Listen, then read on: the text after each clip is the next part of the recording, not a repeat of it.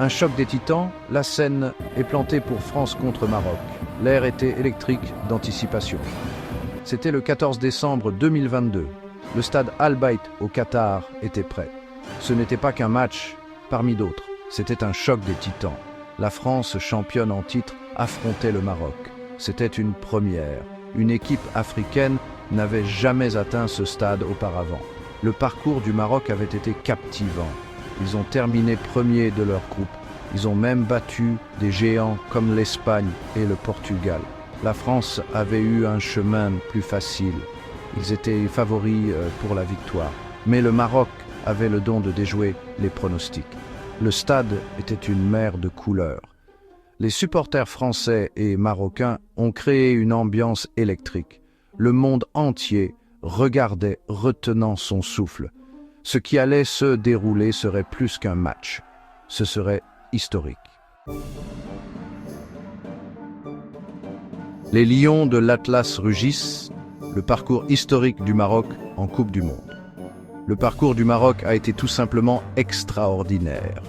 Ils sont entrés dans le tournoi en tant que outsiders. Peu de gens prédisaient qu'ils iraient au-delà de la phase de groupe, mais ils étaient déterminés à prouver que tout le monde avait tort. Leur premier match a été un match nul contre la Croatie, puis vint une victoire éclatante contre la Belgique. Cela a cimenté leur place en huitième de finale. Ensuite, ils ont affronté l'Espagne. Le match s'est joué au tir au but. Le Maroc a gardé son sang-froid et en est sorti vainqueur. Le quart de finale était un autre obstacle. Cette fois, c'était le Portugal, une puissance européenne. Une fois de plus, le Maroc a déjoué les pronostics. Ils se sont imposés 1-0, s'assurant une place dans l'histoire. Pour la première fois, une équipe africaine atteignait les demi-finales de la Coupe du Monde. Ce fut un moment d'immense fierté, pas seulement pour le Maroc, mais pour tout le continent africain. Victoire en bleu, le chemin de la France vers la finale.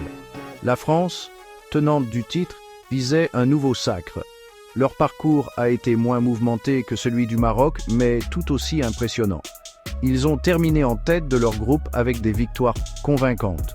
En huitième de finale, ils ont affronté la Pologne. Kylian Mbappé, leur joueur vedette, était en pleine forme. Il a marqué 2 fois, menant la France à une victoire, 3-1.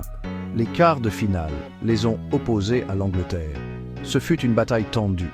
La France s'est imposée 2-1. La demi-finale contre le Maroc était un tout autre défi.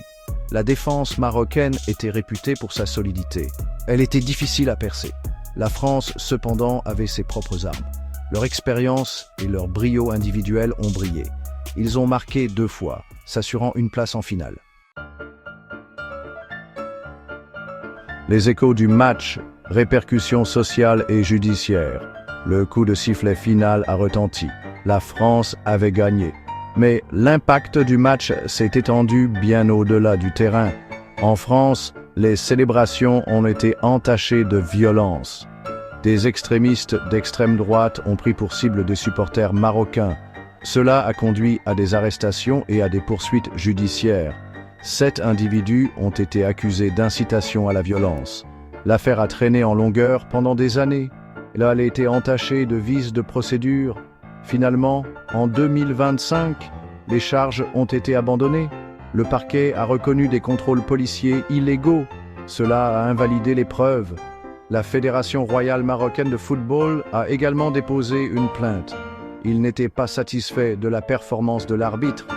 Ils estimaient que certaines décisions avaient été prises contre eux. Le match a mis en lumière des problèmes de société plus profonds. Il a révélé le visage hideux du racisme et de la discrimination. Il a également mis en évidence la complexité des événements sportifs internationaux. L'héritage de la demi-finale France-Maroc est multiple. C'est une histoire de triomphe, de déchirement et d'une lutte pour la justice qui continue.